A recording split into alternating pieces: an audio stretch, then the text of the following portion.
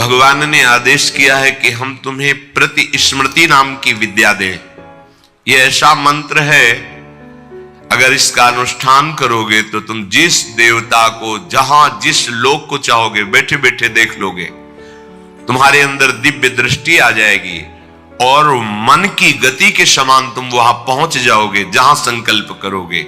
और यह विद्या तुम अर्जुन को दीजिए। अर्जुन दिव्यास्त्र प्राप्त करे, जिससे इस पृथ्वी में जो असुर स्वभाव के जन हैं उनका उद्धार हो सके।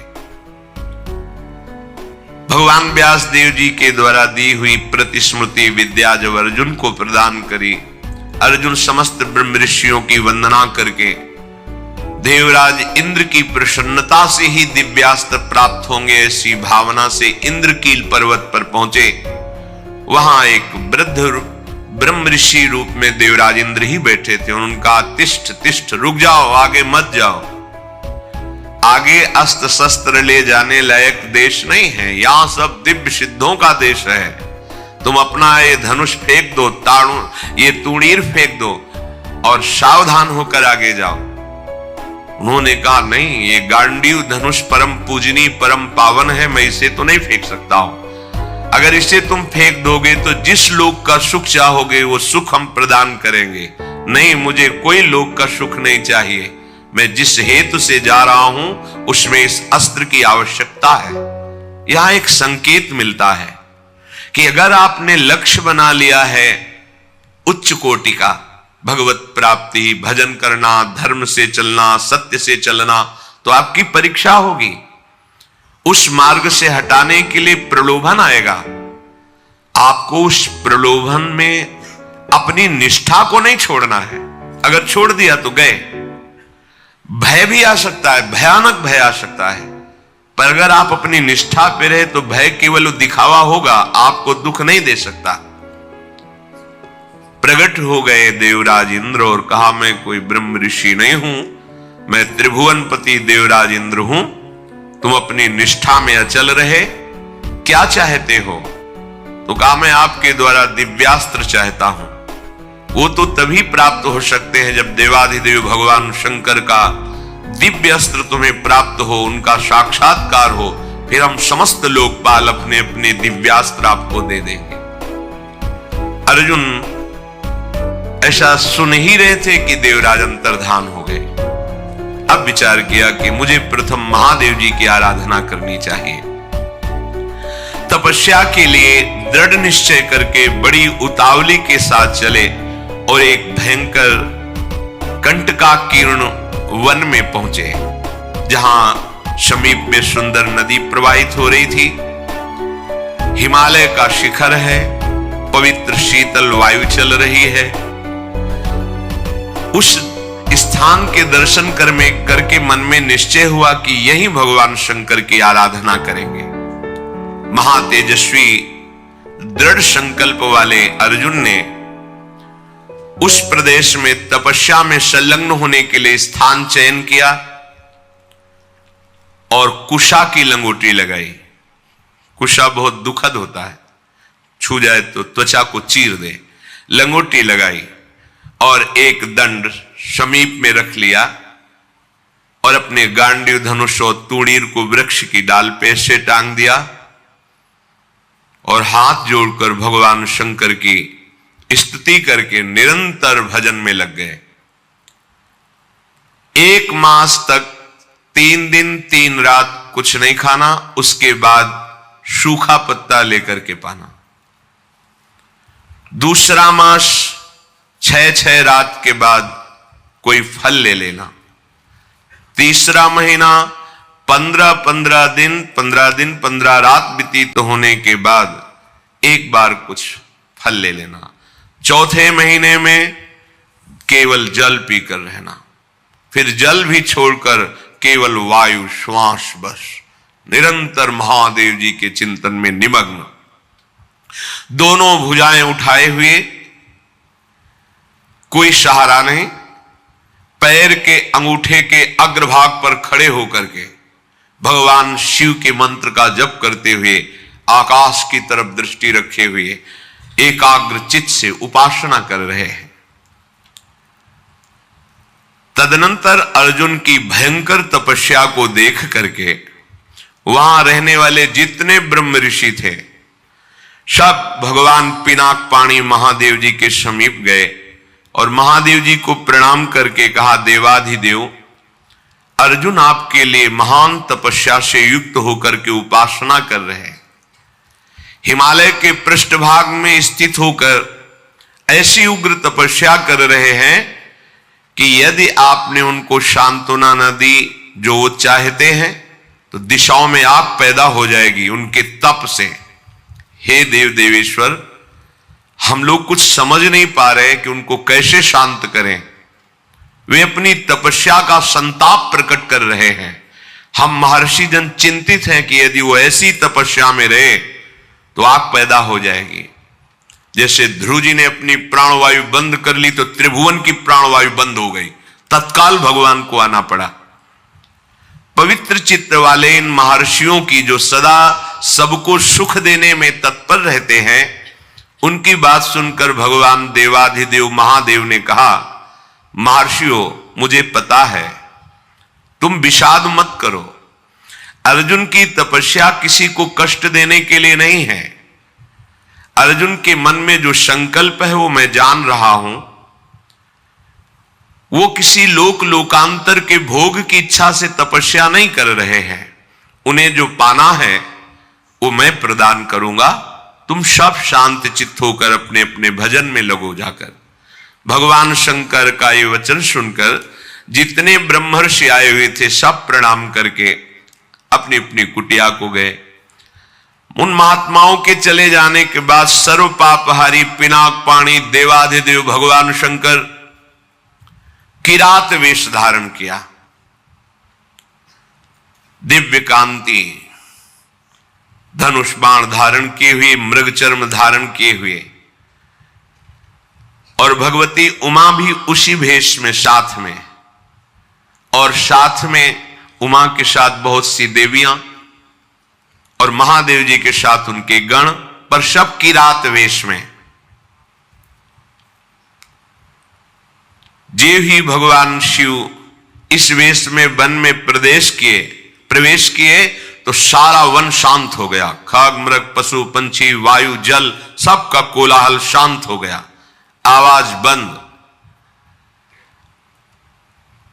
एक घुरघुराहट सुनाई दी उस अर्जुन को। तो आकाश दृष्टि करके मंत्र जप कर रहे थे, दृष्टि घुमाई तो देखा एक विशाल सुअर उनको मारने के लिए तीव्र गति से आ रहा है। तत्काल अर्जुन ने अपने गांडीव धनुष को उठाया और प्रत्यंचा चढ़ाकर टंकार की, जिसकी ध्वनि उस शांत वन में गूंज गई।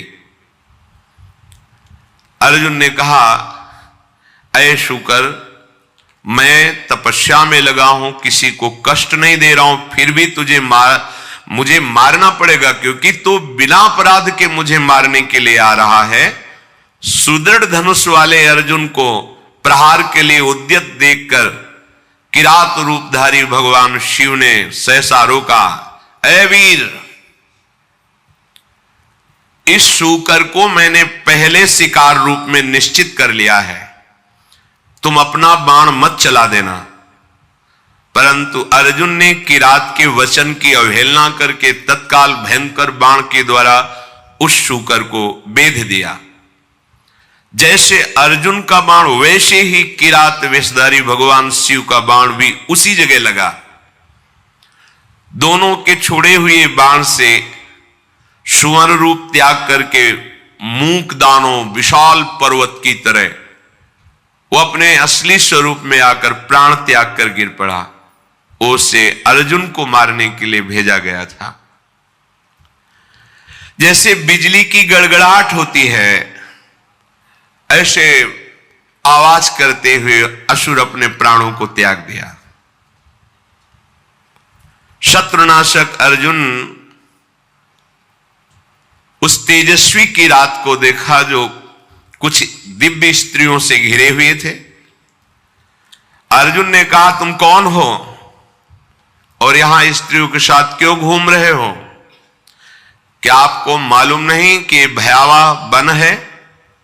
और क्या तुम्हें बन के सिद्धांत का भी ज्ञान नहीं है। जब मैंने लक्ष्य संधान कर दिया तो तुमने बाण क्यों मारा? ये मेरे पास आया था, मेरे को मारने के लिए आया था, मैंने इस पर बाण संधान किया, तो तुम मेरी वीरता का तिरस्कार करके इस पर बाण संधान क्यों किया? इसका उत्तर दो, नहीं तो मैं तुम्हें जीवित नहीं छोड़ूंगा। अर्जुन ने ऐसा किरात से कहा। ये मृगया का धर्म नहीं है जैसा आपने किया है। तुम पर्वत निवासी हो, उत्तर दो, नहीं तुम्हें जीवन से वंचित कर देता हूं अभी। अर्जुन के इस प्रकार कहने पर किरात भगवान जोर जोर से हंसने लगे और कहा, बहुत वीरतापूर्ण तुम वाणी भी बोलते हो और वीर भी हो, पर मुझे वन में इसलिए कोई भय नहीं लगता कि यही मेरा घर है।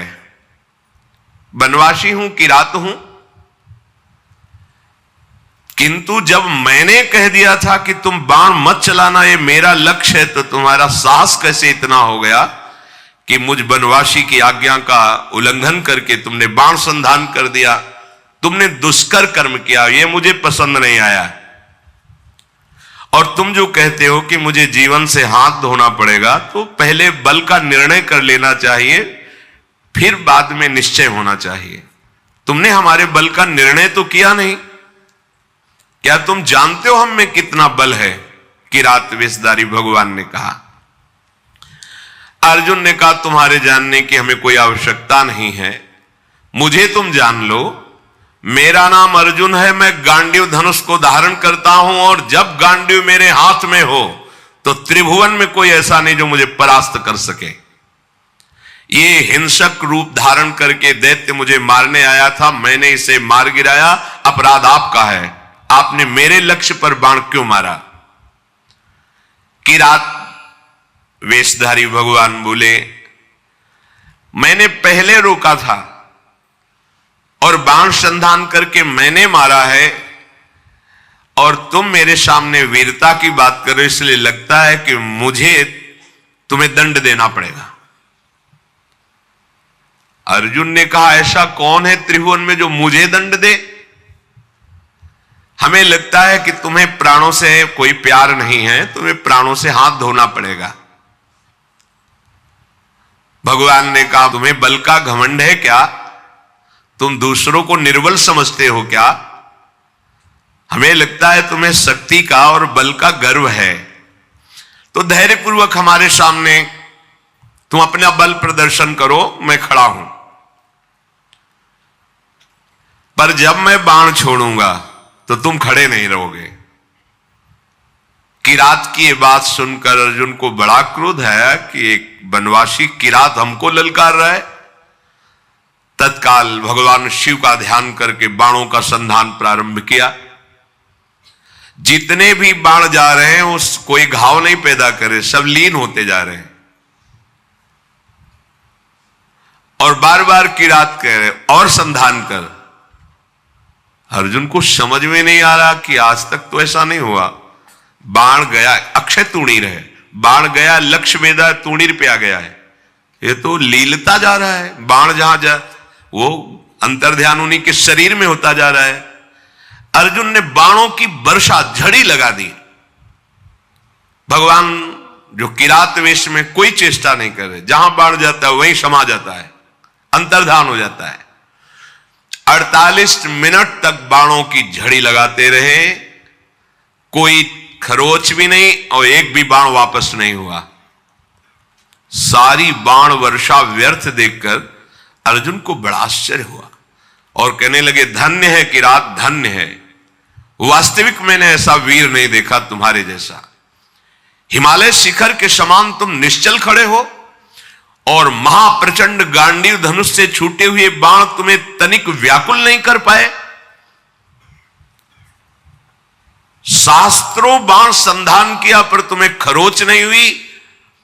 एकमात्र मेरे आराध्य देव भगवान पिनाक पाणी शिव के सिवा कोई दूसरा ऐसा नहीं हो सकता कि जो हमारे गांडीव धनुष की चोट सह जाए बाणों की। और यदि तुम रुद्रदेव से भिन्न हो तो अब मैं जितने मंत्र जानता हूं, अस्त्र जानता हूं, सबका प्रयोग करके तुम्हें नष्ट कर दूंगा।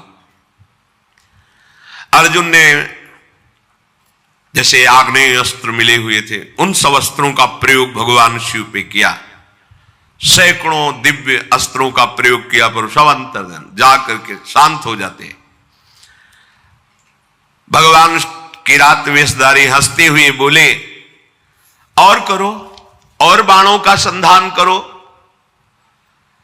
अर्जुन ने देखा अब तुणीर में एक भी बाण नहीं रह गया, तो उन्होंने विचार किया कि भगवान अग्निदेव जी के द्वारा ये दिए हुए खांडोप्रस्थ जलाने के लिए तुणीर थे, इनका अक्षय शब्द नाम है, अर्थात कभी खाली ही नहीं होंगे। तो कर्तुम अकर्तुम अन्यथा कर्तुम सर्व समर्था सा ईश्वरा, देवों के भी देव महादेव। एक भी बाण तुणीर में नहीं बचा, सारे बाण नष्ट हो गए। अब मैं क्या करूं? ये तो मेरे बाणों को ही लील जा रहा है, तो मैं इस प्रचंड बलशाली धनुष के प्रहार से मारूंगा, धनुष की कोटि से। ऐसा विचार करके अर्जुन ने अपने प्रचंड गांडीव धनुष से प्रहार किया। गांडीव धनुष भी लीन हो गया किरात के शरीर में। कूद पड़े अर्जुन और अपने घूंसे से प्रहार किया। भगवान शिव शांत खड़े हैं। एक तलवार थी अर्जुन के पास जो पर्वतों को भी काट सकती थी। भगवान शिव पे मारा तो कुंठित होकर गिर गई, कहीं खरोच भी नहीं। बड़ा कि आखिरकार अब कैसे इन पर विजय प्राप्त करें। किरात रूपधारी जो भगवान थे, भगवान ने कहा भी वृक्ष है, शिला है, इनसे प्रहार करो। कुंती कुमार अपने बल से पर्वत की शिलाएं उठाकर प्रहार करते हैं, कोई फर्क नहीं। अब भगवान शिव ने कहा हो गया, अब हम प्रहार करते हैं, तुम सहो। दौड़ करके किरात ने अर्जुन को अपनी भुजाओं में फंसाया और मुष्टि प्रहार किया। बड़ा भयंकर शब्द हुआ, अर्जुन का अंग अंग टूटने लगा भगवान शिव के घूंसे के प्रहार से, मानो उनकी भुजाओं में मूर्छित हो रहे हैं। देवादिदेव महादेव जी के अंगों से फिर भी प्रयास करके वो लड़ रहे हैं। एक एक अंग उनका टूट रहा है। वो मन में विचार करे, आज तक ऐसा वीर हमने नहीं देखा जो मुझे थकित कर दे। युद्ध में अर्जुन कभी श्रम को प्राप्त नहीं होते कि अब मैं थक गया हूं, ऐसा कभी नहीं। भगवान शंकर भुजाओं से भली भांत, कितना सौभाग्य है, नियंत्रित किए हुए हैं। और अर्जुन को जहां मूर्छा छूटती तब फिर एक घूंसा जबाते हैं, फिर वो उंगली की भुजाओं में 2 घड़ी तक अर्जुन पिटते रहे। फिर उनका देखो, मुझे थोड़ा समय दे दो, अगर तुम युद्ध के नियमों को जानते हो तो मैं कह रहा हूं थोड़ा समय दे दो, फिर मैं तुमसे युद्ध करूंगा। छोड़ दिया, और करके देख लो। तत्काल वहीं की मिट्टी एकत्रित की और उसे लिंगाकार किया। वन था ही, कुछ पुष्प लिए, माला और पुष्प, और हाथ जोड़कर भगवान शंकर की आराधना की, भगवान शंकर का स्तवन किया। पशूनां पतिं पापनाशं परेशं गजेन्द्रस्य कृतिं वशानं वरेण्यं जटाजूट मध्ये स्फुरद्गांगवारिं महादेवमेकं स्मरामि स्मरारिं महेशं सुरेशं सुरारार्तिनाशं विभुं विश्वनाथं विभूत्यंगभूषं विरूपाक्षमिन्द्वर्को वह्निर्तिनेत्रं सदानन्दमीडे प्रभुं पंचवक्तं गिरीशं गणेशं गले नीलवर्णं गवेन्द्राधिरूढ़ं गणातीत रूपं भवं भास्वरं भस्मनाभूषितांगं भवानी कलत्रं भजे पंचवक्त्रं शिवाकांत शंभो शशांकार्ध मौले महेशान शूलिन जटाजूट धारिन त्वमेको जगत व्यापको विश्वरूप प्रसीद प्रसीद प्रभो पूर्ण रूप। भगवान शिव का स्तवन करके जे ही माला शिवलिंग पे डारी तेही किरात पर वो माला पहुंची, मस्तक में किरात के। ओहो, ये देख करके अर्जुन आनंद से उल्लसित हो गए, साष्टांग चरणों में गिरे, बोले प्रभु यही मैं सोच रहा था कि ऐसा त्रिभुवन में कौन वीर है जिसकी भुजाओं में आकर मैं निकल ही नहीं पाया, जिनके प्रहार से मेरे अंग अंग शिथिल हो गए। किरात रूपधारी भगवान शिव के चरणों में अर्जुन पड़े हुए, भगवान शिव ने अपनी महान भुजाओं से उठाया। सर्व पापहारी भगवान भव अर्थात महादेव बहुत प्रसन्न हुए और गंभीर वाणी में कहा, अर्जुन कोई ऐसा है ही नहीं तुम्हारे जैसा वीर जो मेरी भुजाओं के प्रहार को सह सके। तुम्हारा पराक्रम, तुम्हारा शौर्य, तुम्हारा धैर्य अद्वितीय है, मैं बहुत प्रसन्न हुआ। मेरा स्पर्श सबको सहज में नहीं प्राप्त होता है, मेरा स्पर्श प्राप्त हो गया। अब तुम्हारा शरीर दिव्य है, अब तुम इसी शरीर से जिस लोक में चाहो जा सकते हो। तुम्हारा तेज कोई सह नहीं सकता है, आज से तुम्हारा पराक्रम अद्वितीय है। महाबाहो मेरी ओर देखो और प्रसन्न हो, देखो मैं तुम्हें दिव्य दृष्टि देता हूं, तुम मेरे स्वरूप को देखो। भगवान शिव ने जब ऐसा कहा तो अर्जुन के सामने अब किरात रूप नहीं, देवाधिदेव महादेव जो किरात वेश में स्त्री स्वरूप में साक्षात त्रिभुवन सुंदरी अंबा और उनकी दासियां और भगवान शिव के गण। बार बार अर्जुन जी ने पूरे शिव परिकर को प्रणाम किया और कहा, तुम युद्ध में अपने शत्रुओं पर जो विजय चाहते हो तो आज के बाद कोई देवता भी तुम्हें परास्त नहीं कर सकता, मनुष्यों की तो बात जाने दो। मैं तुम्हारे हृदय की बात जानता हूं, तुम मुझसे क्या चाहते हो। लो विश्व विनाशक पाशुपतास्त्र मैं तुम्हें प्रदान करता हूं। ये वो अस्त्र है जिसको कोई भी अस्त्र कुंठित नहीं कर सकता और एक क्षण में पूरे त्रिभुवन को भस्म करने की सामर्थ्य मेरे इस अस्त्र में है, पाशुपतास्त्र।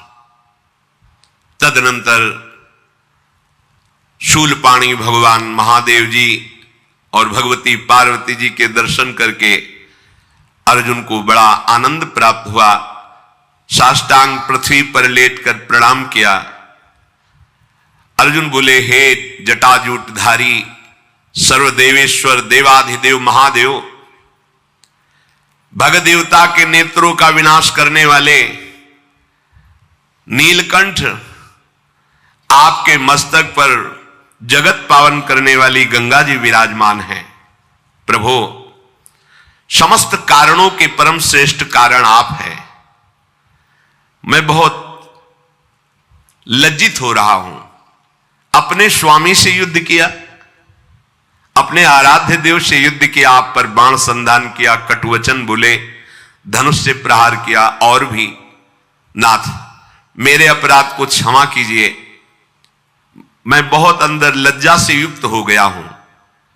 मैं आपके ही दर्शन की इच्छा लेकर इस महान तप से युक्त हुआ था।